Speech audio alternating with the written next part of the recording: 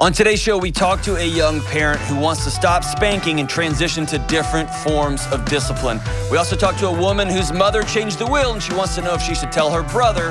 And we talk to a survivor of a traumatic brain injury that's struggling with relationships. Stay tuned.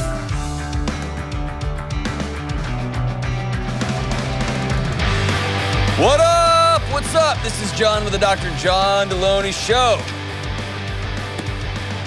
Man. Every day, I think, this world's gone sideways. It has gone absolutely to the birds. And then it just gets weirder the next day. So here we are, and you decided to top off whatever's going on in the world with this doozy of a podcast. I'm so glad that you're with us. Hey, if you want to be on this show, we are taking your calls. 1-844-693-3291. By we, I mean Kelly. Kelly's taking your calls. 1-844-693-3291. That was the typical male thing where I'm like, yeah, we're pregnant. Nope, we're not. We're not. I am, not you. Right? No, we're having a baby. Nope, no, we're not. Just she is. So I'm gonna stop while I'm ahead. Let's go to Natasha in Mountain Home. Dude, what a cool town. Hey, what's up, Natasha? Hey, how are you? Thanks for having me. That's cool. I like Mountain Home. Mountain Home. That's like, never mind. I'm going to get off. I'm going to get distracted. We've had some meetings recently where we've talked about my distraction level. So I'm trying to stay focused. So Natasha from Mountain Home, what's up? Well, I just wanted some tips, I guess, on how to successfully transition from a parent who uses spanking as a discipline method, to a more gentle parenting method. But also, I feel like we've kind of set the bar, and I don't really know how do we go back from here. Oh man! So what got you rethinking your approach to discipline? What got you rethinking it? I've heard you talk about it before, and I've seen some of the research about it, and I've been interested in it, and I try really hard to be as patient and just implement the gentle discipline, in our house. But I feel like I said, we've got the ball rolling on, using spanking already. And I don't know how do we go back? Yeah. So, man, number one, I applaud you for any time any parent makes any kind of changes, whether it's this one or doing anything differently midstream. That's hard. Right? We've created a context that our kids, that's what they know. And so doing anything differently, like, man, all we eat is Lucky Charms around here. And then all of a sudden you think like, nope, we're switching to oatmeal. Then you're going to have a rebellion there for a little bit, right? Like a mutiny. Yeah. All right. So I want you to take the word gentle out of your vocabulary. Not, gentle isn't what we're aiming for. Okay. I want you to think of we are with, not over. That's the transition we're making. Right. Okay. I am no longer going to try to get you to do things because I've got bigger muscles than you. Right. I'm going to walk alongside you as I teach you and coach you and instruct you and hold you incredibly accountable. Right. Which includes punishment. That includes consequences. I'm going to walk alongside you as we help you grow up to be an adult, right? So here's what I would recommend. The cornerstone of any sort of discipline, if you will, any sort of co-responsibility is ownership. The kid has to feel like they are participating in something bigger than they are. Otherwise, they are an actor in your play. They hold no responsibility other than watch out for swinging fists and sticks. Okay, Right. And they will. And you probably know all this, but I want to the people who are listening, I want to paint a broader picture. That might mean that they go get straight A's and they're silent and they're quiet and they sit still. They can do that because they're part of a family ecosystem that breathes and that breathes together and leans on one another, or they can do it to avoid getting hit. Right. Right. And I want a kid who, when they're 22, knows I do these things because that's how a neighborhood operates. That's how my community operates. I play a vital role in making sure that my country and my neighborhood and my family is doing well, is healthy, right? Not I want to do these things so I can avoid fill in the blank, because that leads to all kind of things downstream. So here's what I would suggest. Probably heard me say this before, but this is a good time to reiterate it. Let's say your family is the Smiths. I would love to see the Smith family get together and have a big event. Plan it up, bake a cake, make it a big thing. I want your kids to know. How old's your kid? He's 7. 7. You have any other kids? Yeah, we have a 2-year-old as well. Okay, bring him along and let the 7-year-old know that his responsibility is helping the 2-year-old participate, right? So now he's got he's got a job here, right? He's vested. And we're going to create we're going to go to like Michael's, we're going to go to a hardware store, we're going to get a piece of plywood, we're going to get some fancy artsy thing. I don't know. I've seen some on the internet people have sent me, and some of them are beautiful. The one we did in our house isn't that fancy because I'm not that artistic, and my wife is much more than me, but we didn't go that route. But we're going to create a set of here's who the Smith family is, values, okay? That will be, you may have some fun with it. You're going to have a piece of cake. You're going to laugh. You're going to have a nice dinner together. Is Dad around? He is, but we are actually in the process of separating. Okay. All right. So there's going to be a lot of additional chaos in your home, right? Your 7-year-old is going to be additionally untethered in certain ways. So This can be one of those steps towards, it's not going to be the solution. It's going to be one of the steps towards keeping him anchored during this separation, which is going to be tough on him, right? Right. So here's who the Smiths are. We treat people with respect. We are kind. We turn the TV off at the first, whatever the thing is. We listen to one another. We to do chores together, whatever the language that's appropriate for the age. And then the transition is this.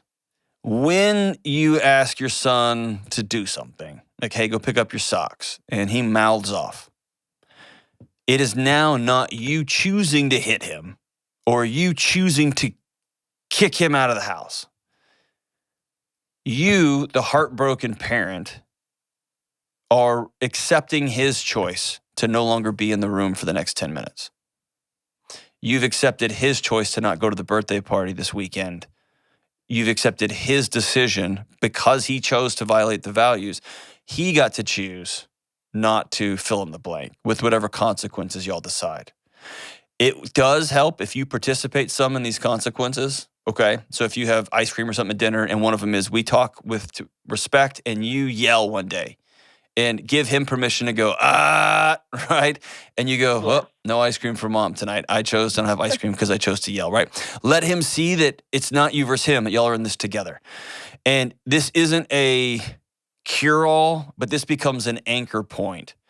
Also, if you feel strongly about, hey, I don't want to hit my kid, it's not a bad thing to let your kid know, I'm going to start doing things differently now. Right. And I mean, be open about that. I have tried that with him before, and like doing like you said, and letting him know that, okay, well, I'm sorry that you chose this, and then it's more fun when you're out here with us, and when you can play with us, and we all have more fun when you're here. But he seems to be completely unfazed. Like if you tell him no dessert with dinner, he's like, oh, okay, well, no dessert. Or if you tell him he can't play with his Legos, oh, well, I'll just twiddle my thumbs. Or he seems so unfazed by everything. There's always some sort of something else he can do instead. And so there's twofold to that. Number one, good for him. He's that's leadership, man. He is learning. I'll trade that for that. It's fair. Yeah. And if it's something of consequence, right? So we're seeing it play out on the global scale. We said if you country X are going to bomb this country, then you'll have no more money. We're going to take all your money. And they go, that's cool. We'll keep bombing. And then it's like, well, okay, then, so at some point, if it's something that we care about, like loss of life, you're going to keep upping the ante, right? I will find something. My mom talks about, she locked me in the house. Like I got grounded to my room. That was hell for me. It was torture. My little brother, on the other hand, had to go outside because he liked reading. He was great with computer programming. He was that kid. And so she had to approach it differently for both of us, but finding things that were of meaning and of value to us. Right. And so that's the navigation of the parent. But if a kid decides to ride it out, then the kid's riding it out. And that means we got to up the accountability a little bit. And also, I mean, let's high five your kid.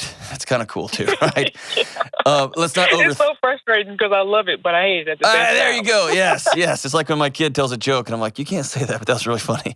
You know what I mean? Yes, it's like that.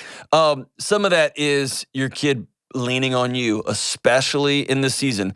My guess is if y'all are getting separated now, if things been tough for a season. Oh, yeah. Yeah. So has there been any abuse in the home or anything like that? No abuse or anything. We just can't manage to get along. What about volume? Been yelling and things? Yeah, there has been. Okay. So in some regard, your kid is going to double down. Your kid's going to be willing to take a few lumps. It's going to bite himself in the foot to see if you're going to hang on to him. Yeah. Is he going to lose you too? And some of that is making sure he not only hears you say, but sees, you will never lose me. Right. And it may be that timeouts or opting out or something like that isn't the appropriate response for this season. In fact, it may be the opposite. Fine then. If you talk like that, you got to give me a hug for 5 minutes. An unstopping 5-minute hug.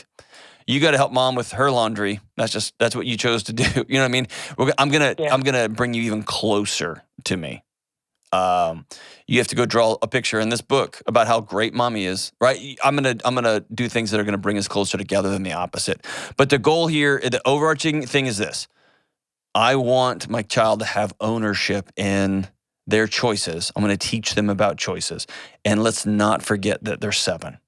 Or they're 9, or they're 12. They're not going to do this perfectly. And they will call our bluff over and over and over and over again. And that's the worst part of being. My mom used to say, I promise you, grounding you hurts me more than you. Because I can't just leave now because you're stuck in the house. Like, it's worse for me than you.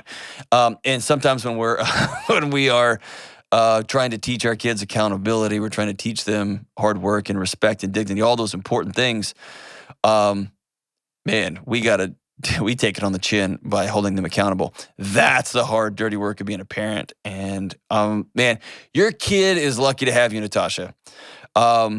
Be really graceful with him during this transition. It's going to be hard. He's going to test every boundary he's got to see if mom's going to leave, to see if there's something he can do that you're going to say, well, we just can't get along either, I guess. Or that dad's going to say, well, you and I, son, we just can't get along, so we're done.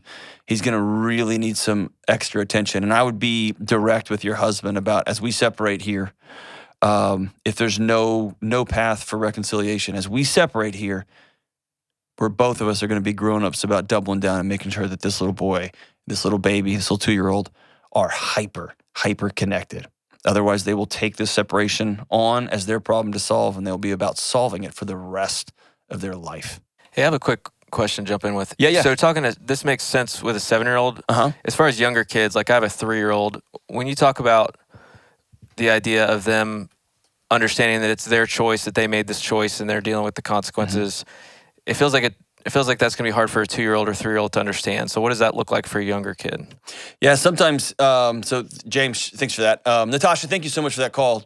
James, so with a 2 or 3-year-old, unfortunately, it takes a lot of parent mobility, meaning I'm going to get up and move you to this place, right? You may not be able to walk away, or sometimes it is, I will not allow you to hit, right? So sometimes we'll tell a kid, I'm going to be more imposing on my will, if you will. A separation for a 3-year-old is saying the words out loud. When you hit, you chose to go sit over here and not play. I'm not putting you in another room. That's torture for a 3-year-old or a 2-year-old, but I will put you over here. And that may mean I have to keep picking you up and putting you back over here. And we're going to do the minute per year, right? You've heard that. You'll be in this corner for 3 minutes and seeing us. And then the first thing, I'm going to meet you back there with hugs. I'm going to make sure you know you're connected. Please don't hit. Please don't choose to go over here. I'm going to continue to reiterate that language. But you're right. 2-year-old doesn't know that. Where we fall into is we whap a 2-year-old or we swat a 3-year-old, and they don't understand that either. And so it's that physical presence. But some of that with a 3-year-old is, unfortunately, I got bigger muscles than you. I will not allow you to hit, right? And I will move your body.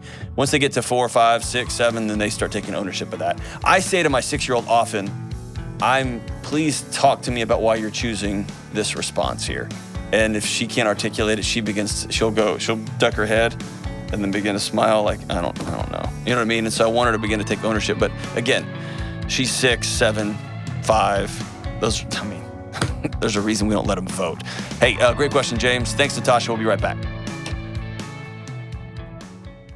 Have you ever thought about how a lot of us would drop anything to help somebody else, but we often don't give ourselves the same level of care? We spend time, energy, money on everyone else. But when it comes to making time for vacation, for exercise, for talking with a mentor, for sleep, even going to therapy, we don't do it. And we don't even realize it. We don't even think about it. You are worth it. This month, BetterHelp Online Therapy wants to remind you that you are important, that you are worth being well, and therapy is a super important way you can show up for yourself. BetterHelp is online therapy that offers video, phone, even live chat sessions with your therapist. You don't even have to see anyone on a camera if you don't want to. It's more affordable than in-person therapy, and you can be matched with a therapist in under 48 hours. Today, Dr. John Delony Show listeners get 10% off their first month. So decide to invest in yourself. You are worth it. And go to BetterHelp.com/Delony to get 10% off. That's BetterHelp.com/Delony. All right, we are back. Hey, for the first time ever, I was at my friend's Eric's house this weekend, and he has one of those virtual reality headsets. I put it on for the first time, and I had a boxing match, and I punched a wall so hard. I hate it. Actually, okay, so here's the thing. It's incredible. Let's be honest. The technology is something else. Like, I kept looking behind me. I got all turned around in the room so much that I punched a wall. I was trying to hit this boxer in front of me, and I was getting frustrated. Anyway, the technology is amazing. And I'll also say, when I took that thing off, that's the most disorienting. Like, I don't know what planet I'm on. It was unnatural. I don't know another way to say it. I know I sound like a 100-year-old man who's going uphill both ways in the snow to school. It was so disorienting. You've done it too? Yeah, my son had his birthday party just last weekend. It was the first time I did it. And I actually, with boxing, I did the Apollo Creed game. Yeah, that's what I did. Yeah. And by the way, I hurt for 2 days afterwards, which is the worst. But I also did the Google Earth. Uh-huh.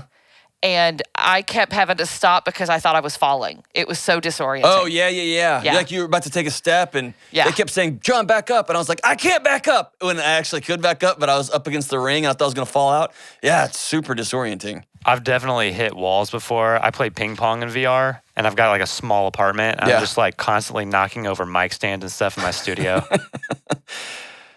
Here's a cool thing, man. You have an open invitation to come to my house and play with a real ping pong table, if you ever so desire. That's awesome.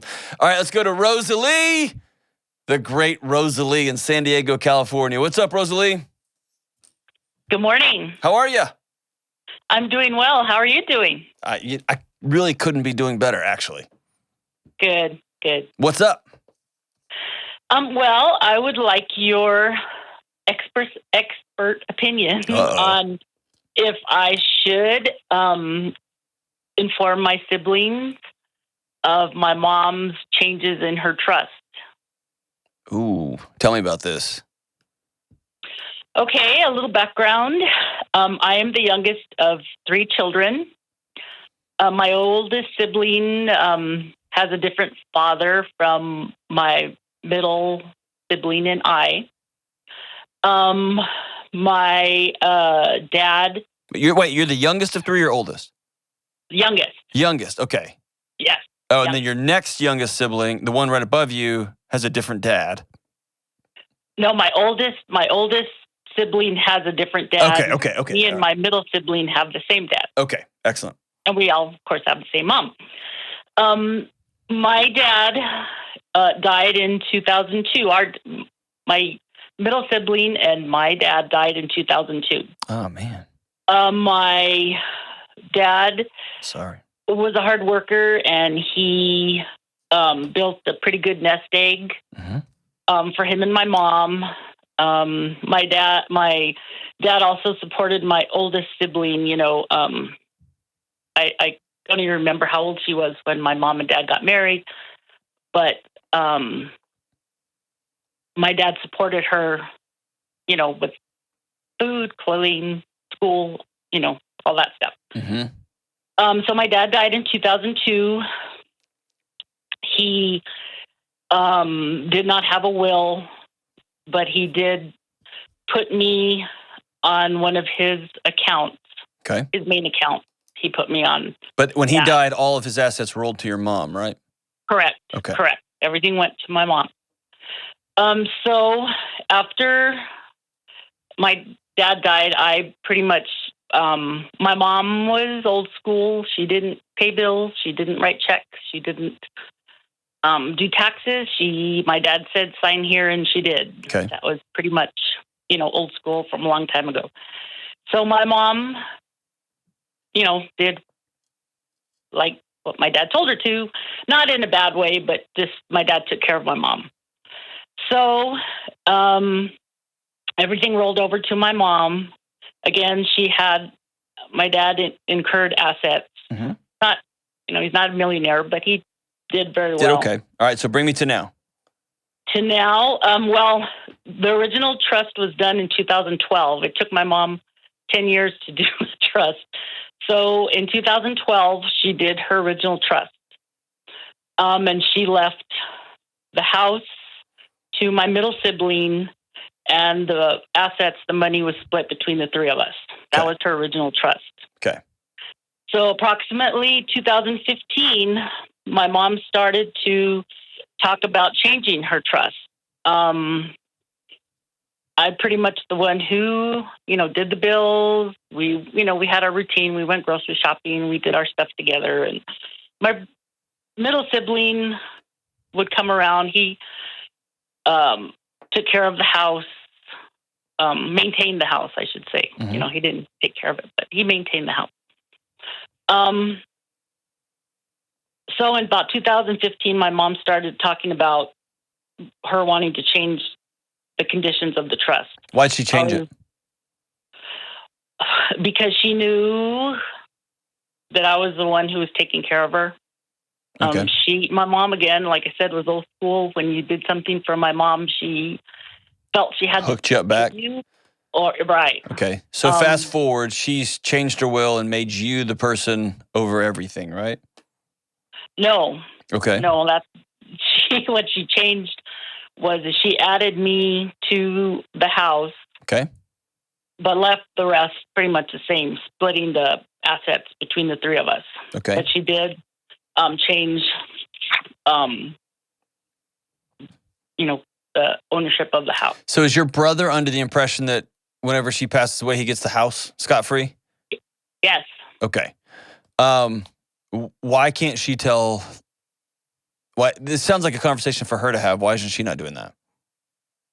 Well, my mom knows her children, and she's knows that if she was to say anything, that the middle sibling would probably not come around anymore. She wants him to come around. This was like in 2017 is when she finally, when she changed her trust.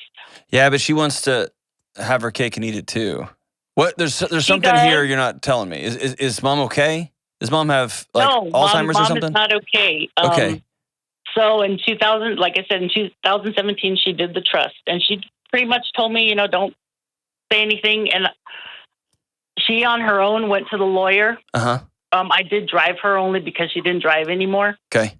So the lawyer also told me that assets were mom's, not mine, not my brother's. Yes. Or my siblings. Correct. So she had the right to do whatever she wanted to with her assets. Correct. That not that it wasn't none of our business, but pretty much tell me about your mom. mom's Tell me about place. your mom. My mom is. Does she have cancer? Does she have Alzheimer's or something? In 2019, my mom started showing signs of dementia. Okay. At first it was little stuff, and then in late 2019, my mom fell. Mm-hmm. She fell and she hit her head pretty hard, and so the dementia went full force. Okay. So is she? So I moved in with my mom. I moved in with her. Uh-huh. At 2019, I moved in permanent with her. Okay. So fast forward to 2021, I was diagnosed with cancer. Oh, I'm sorry. Good grief. So my doctor informed me that there was a good chance everything would work out good, but that I needed to get my affairs in order. Mm-hmm. So I did contact my mom's attorney to let him know, he told me, you have no right to change anything. You have no right to her trust. And I told him, I understand that, but I just wanted to inform him that I might not be in the picture anymore if my cancer progressed. Mm-hmm. So I talked to him. And so hold on, Rosalie. We're get down to your question here. What's what can I help you with? So I need to. My mom always told me not to say anything what she had done. Okay, it was her business, and although I wasn't involved other than taking her. I got that. You don't need to. You need to move past that in your own heart and mind. Okay, you drove your mom like you drove your mom everywhere. That's where, she made a decision. Okay, that's where I'm stuck. So here's the thing. So now my mom no longer can make decisions for herself. Right. She is in a rehab facility. Okay. And her dementia is progressing. She hasn't been able to make. So what can I, Rosalie? What can I help you with? She can't make decisions and choices. Are you struggling with whether to tell your brother? Yes. Okay. All right. You've mentioned this a bunch, so just give me a yes or no answer. You've mentioned this. You've spoke around it a lot, so I just want to poke right in the middle of it. All right. Did you play a role in convincing your mom that you should have part of the house too because of all the work you've done? Absolutely not. Okay. You are talking about it as though you have some deep guilt about it, as though you played a role in taking something from your brother. And if you did not, I want to encourage you to set that brick of guilt down and never pick it up again. Your mom made a grown-up decision with her grown-up money. And then she, unfortunately for you, and I don't ever like to talk bad about somebody's mom, but she did you wrong on this one. She stuck you in the middle of it and said, you be the person that holds my lack of integrity. And I hate that she did that to you. But she did. And I'm more, I'm duty, I don't have guilt, but I'm kind of duty bound to do what my mom wants me to do. You do, but you also feel sick to your stomach over it because you're lying to your brother. I do. Yes. I do. Yes. I do. And so at some point, your duty to uphold someone's lack of integrity is going to smack into your integrous heart and your relationship, your honest relationship with your brother. I agree. And so I think if I'm you, does your brother know about your cancer? Yes. Okay. Yes. And how is your cancer, by the way? You good? I am good. I am good. Excellent. I'm wonderful. My surgery went well. Excellent. That's so good. I was also told not to take care of my mom anymore for 6 months to a year because of the extent of my surgery that I can't lift that kind of stuff. So sure, it's all good. I'm unable at this time to take care of my mom. That's you've done great stuff, and she's in a home now where she's getting the rehab care and the daily care that she needs, which is awesome.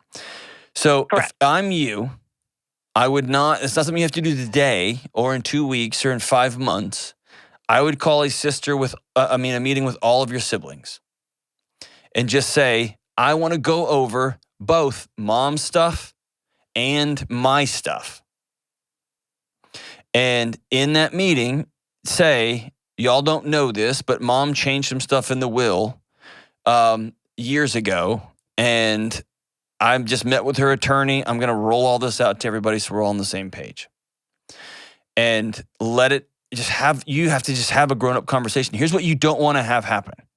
You don't want your brother on one weekend to lose his mother when she finally passes away, and then also find out that his sister has been lying to him for however many years, and also lose a couple $100,000 in assets in the same weekend. That's devastating.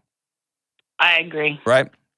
So I don't feel I stole anything, but you absolutely did not. You didn't. You didn't steal anything. But in his head, Mom told him, this house goes to you. Right. And so he exhaled and said, great. Then she changed it on him and didn't have the courage to tell him because she wanted him to still think it was his, act like it was his, take care of it like it was his, all the while knowing, it's not really yours. Right? And she put it on you you to carry that around. Agree. And I agree with. And that's the part that's going to haunt you. Okay? That's going to haunt you and haunt you and haunt you. So are you the executor of this estate, I'm assuming? No, I'm not. Good God almighty. Who's the executor? My brother. Oh, geez, Louise. Well, this ought to be fun. So you can't even go to the lawyer and get it. He's got to go get it, huh?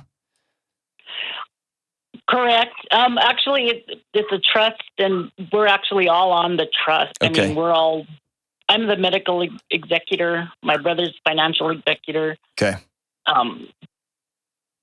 So how about this? To answer your ultimate question, in this situation, yes, I think your brother has a right to know. I don't know that it might be a shapeshifter moment for your family. It might not be.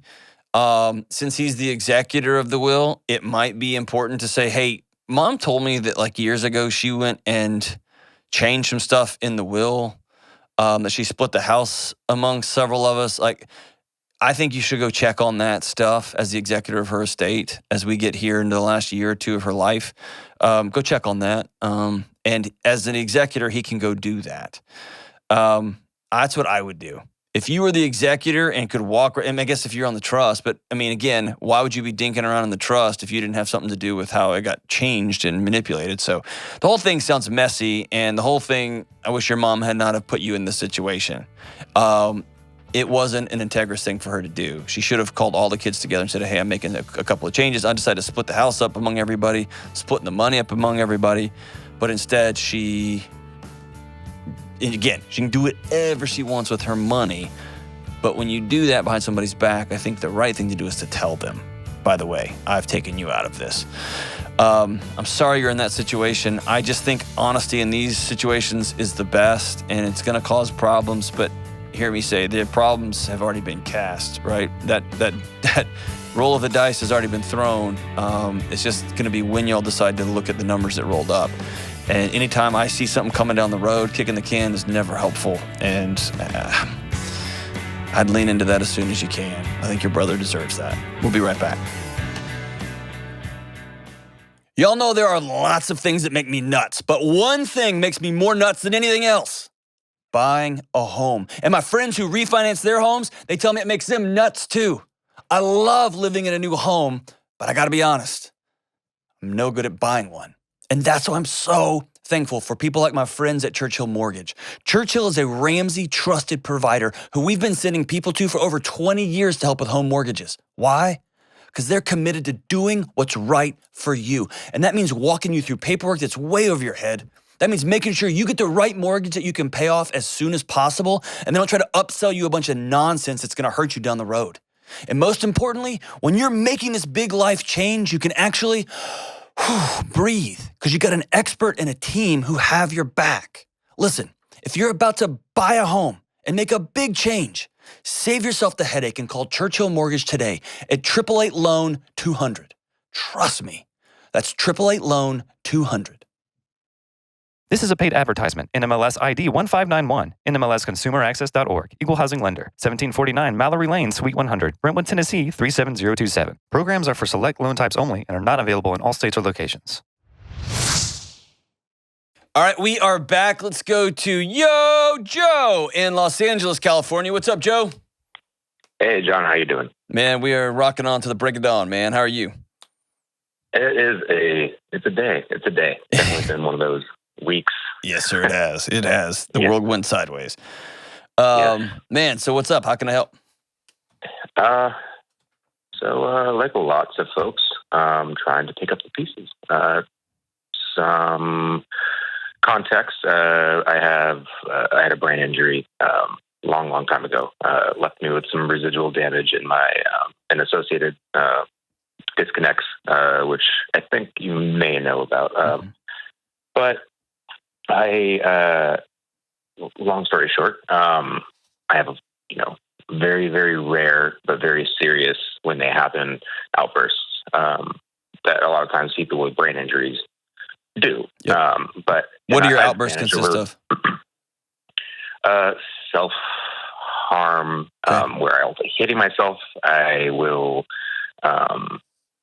go into like a very, what I would perceive in the moment, I guess like a safe space, like a bathroom or like a closet or something, and I'll just start like yelling at not yelling, but like repeating at myself, very angry things. What unwinds you when you hit that switch? What is able to bring you back? Silence. Knowing that,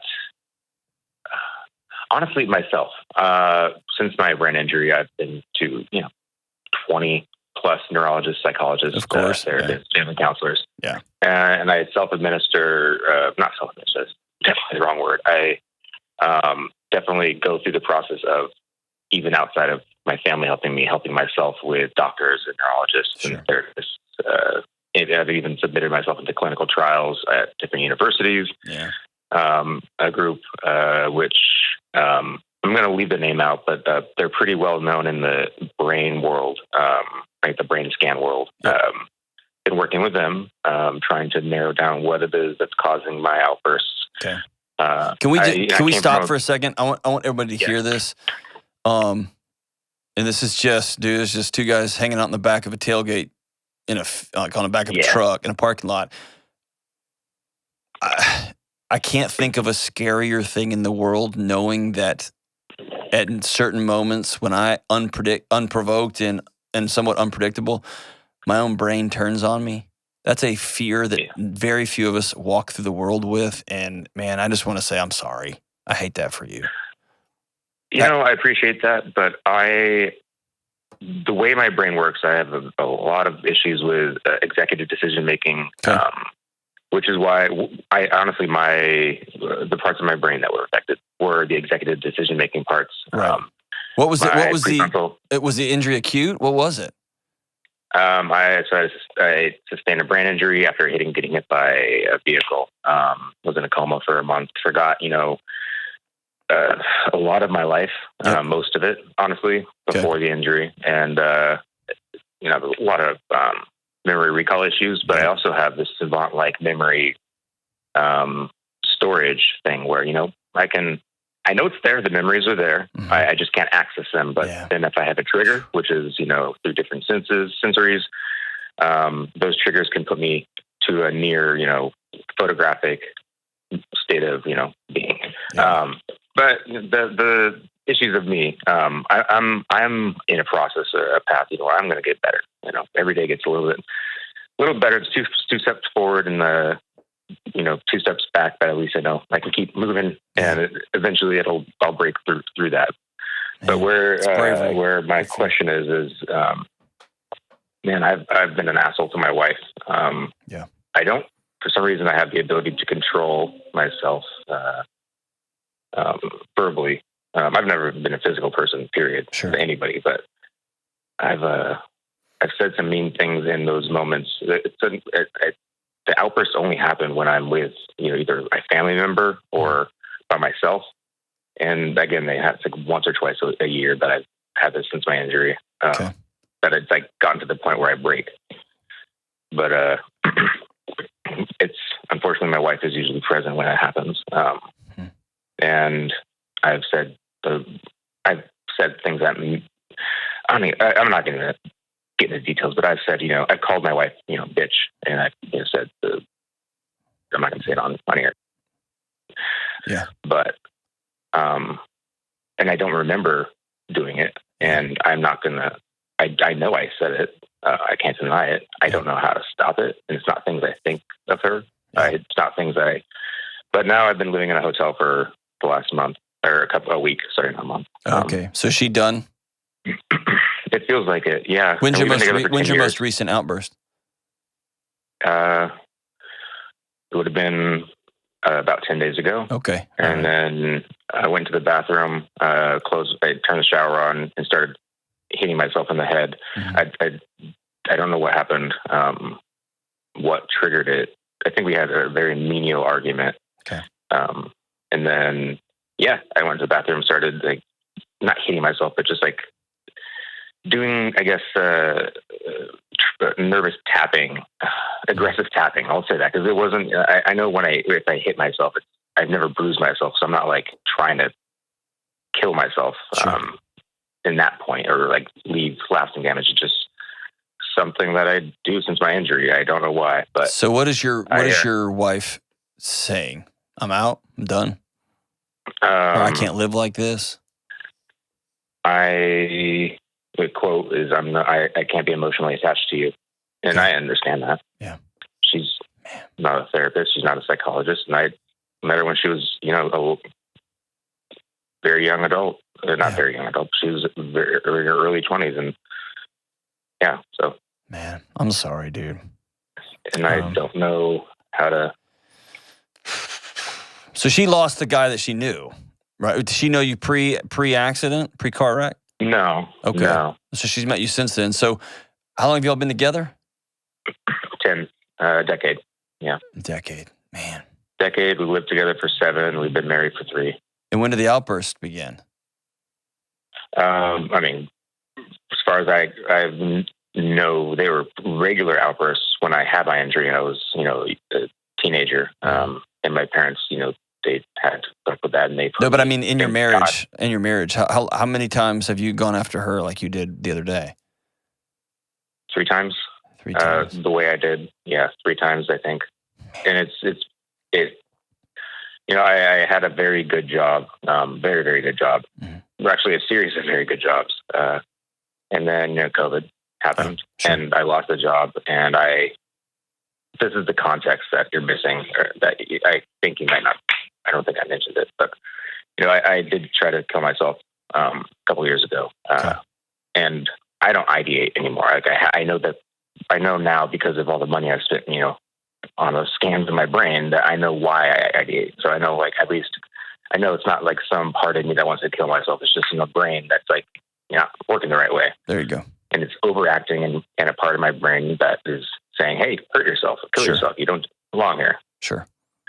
But, so has she been able to come back from that? That can be devastating on a relationship. No. No. It's been a long, the first year feeling sorry for myself afterwards, not trying to even recover, and, still trying to apply for work. I'm still trying to apply for different jobs and getting work, Then I had money saved up after my work, my job that I lost. We were okay with money. We were able to take trips once in a while, but. So bring me down to how can I help you, man? I know you got so much going on. I'm glad that you're getting the help that you need and you're surrounded by the best, the best experts in the world. How can I help you, man?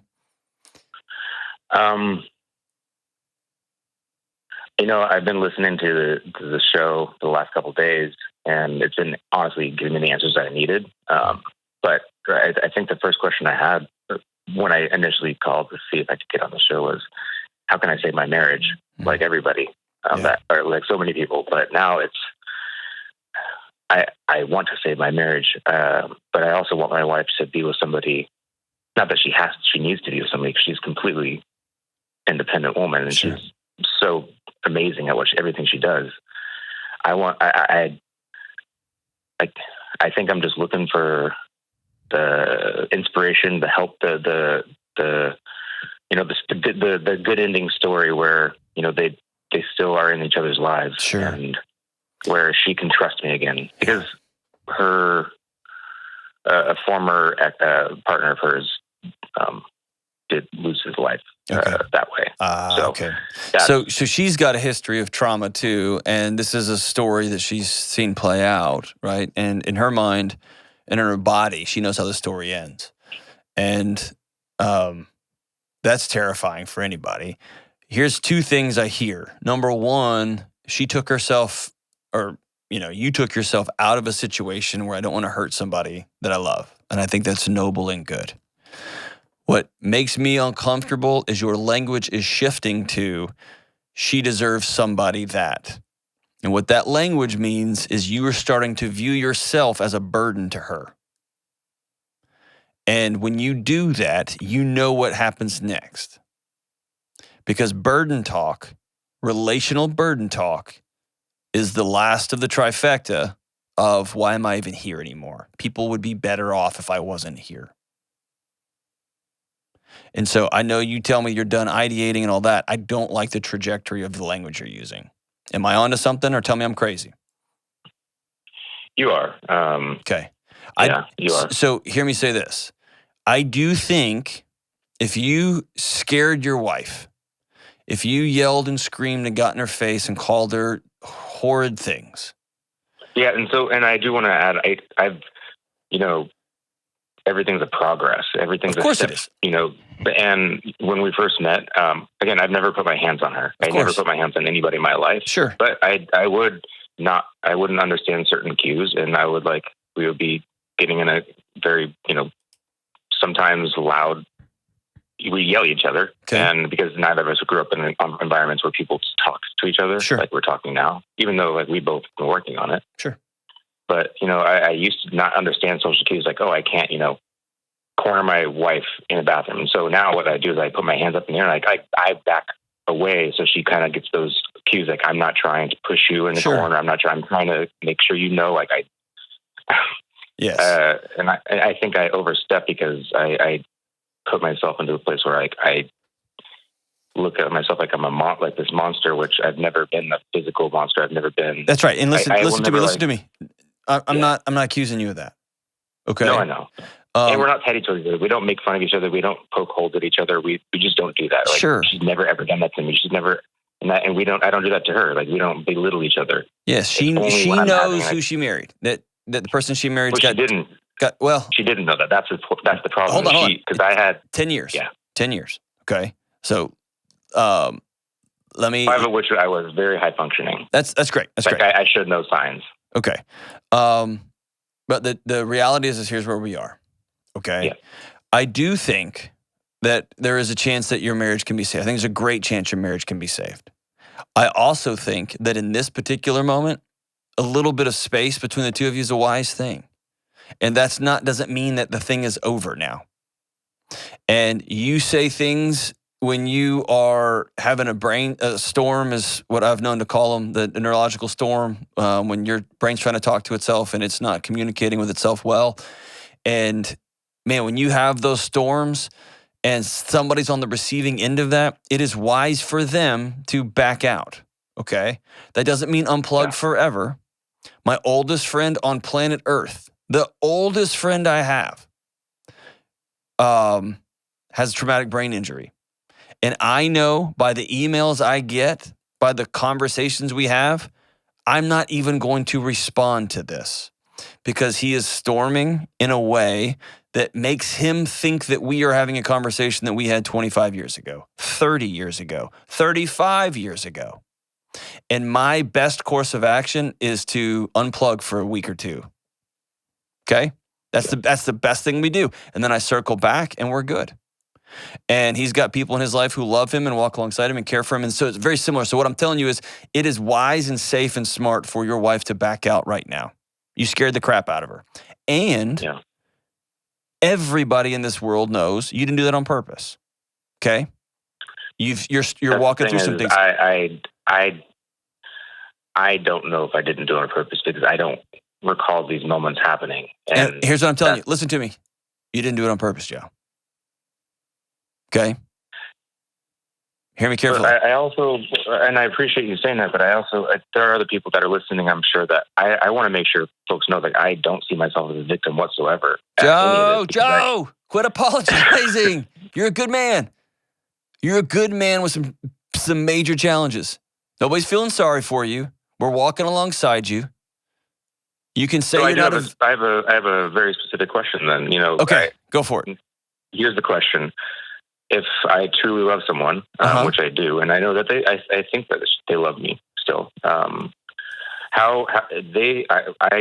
first half of our life together, I showed no signs of a brain injury. I was completely normal, like a typical functioning normal person. And I say that, we're still normal even with brain injuries, which is a little more difficult. All right. So the question, if she was not raised in this, she doesn't necessarily have that same foundation and that support network I do. Okay. It's just true. I have family, I have friends, I have people all over the country that I could go to. She doesn't necessarily have that same support group. Okay, give me your question. And she also doesn't have an education. She does an education in brain, brain and neurology. She's not a neurologist. She doesn't have the training, and she doesn't necessarily have the time. Joe, get to your question. What are you telling me? How does she deal with me? Like, how does someone like me, give her the space and she respect? How does she just deal with me? Like, how? Here's how. Yeah. Your relationship is not special in this regard. The particular challenge within your relationship is, but your relationship as a whole is not. It's what me and my wife went through. It's what James and his wife went through. It's what Kelly and her husband went through. It's what we all go through, which is I make a decision to lean in and say, I want to know as much about you as possible. I want to know how I can love you better. What are your turn-ons, and not just sexual? What are the things that bring you peace and joy in your life? And what are the things I can do that contribute to the offs? Everyone has those in their relationships. And the relationships that make it are the ones that remain curious as people grow and change, which we all do. When we find out new things, when somebody has been married for 7 years and then they have a daughter and all of a sudden the trauma of their sexual abuse as a kid comes flooding back and nobody saw it coming.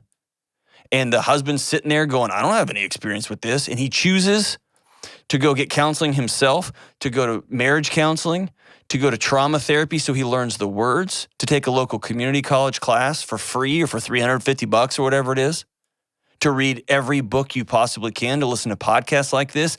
It becomes a way of life because that way of life is love. Now, here's what I'm going to tell you. If you love her, you will not take her autonomy away to love you back.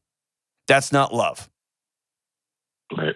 You can't preemptively say, I love you so much, I'm cutting this thing off so that you can't whatever, so that you don't get whatever. You don't get to do that if you love her. Love says, I'm going to walk alongside her as she chooses whether she's in or out. And if she chooses in, I'm going to go to her with her to the classes. I'm going to go to her with her. I'm going to let her come to my appointments with me so she can begin to learn and get a context and have the psychiatrist and the neurologist and all the brain scientists that are walking alongside you look at her and say, when this happens, you need to call this number and he needs to leave the house for a day. That's part of life.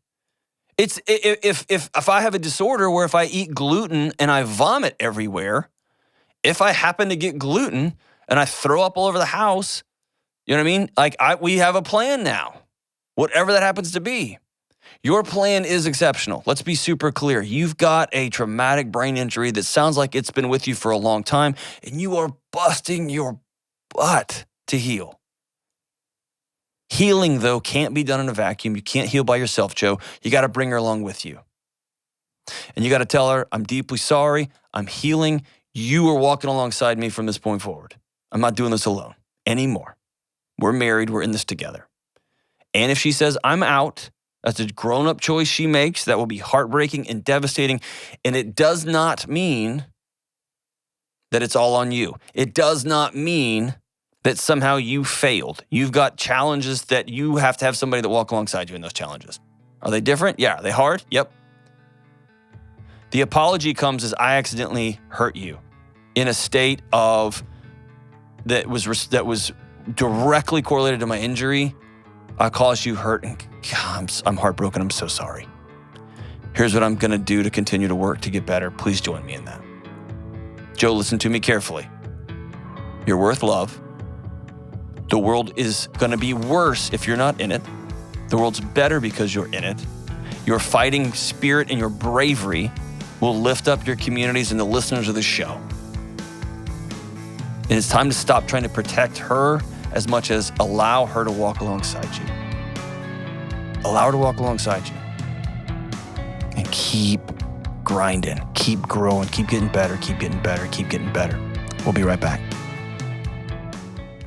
Do you feel like you're always busy doing something, lists, chores, work stuff, kid stuff, pet stuff, all of it, but you're never getting anywhere in the areas of life you really care about? Like in your relationships with friends, taking care of your body, connecting with your spouse, a romantic partner, loving your kids? Then it's time to look at the things you're doing and how your actions are keeping you from where and who you want to be. If your actions aren't working for you anymore, that's okay. Now's your chance to get up and choose differently. And that doesn't have to be complicated. In fact, in my new book, Own Your Past, Change Your Future, we'll walk through a common sense approach to mental health and wellness, including steps to change your actions and move you closer towards the person you want to be. JohnDelony.com to start creating the life you want. That's Own Your Past, Change Your Future at JohnDelony.com. All right, as we wrap up today's show, those are some hard calls and some long calls. Thanks for sticking with us. I know those were tough and those were challenging. Whew, man. So the song of the day is from James' favorite band of all time, The Smiths. The song is There Is a Light That Never Goes Out, and it goes like this. Take me out tonight, where there's music and there's people and they're young and alive, driving in your car. I never want to go home because I haven't got one anymore. Take me out tonight because I want to see people and I want to see life. Driving in your car. Please don't drop me home because it's not my home and I'm welcome no more. There is a light and it never goes out. Right here on the Dr. John Delony Show.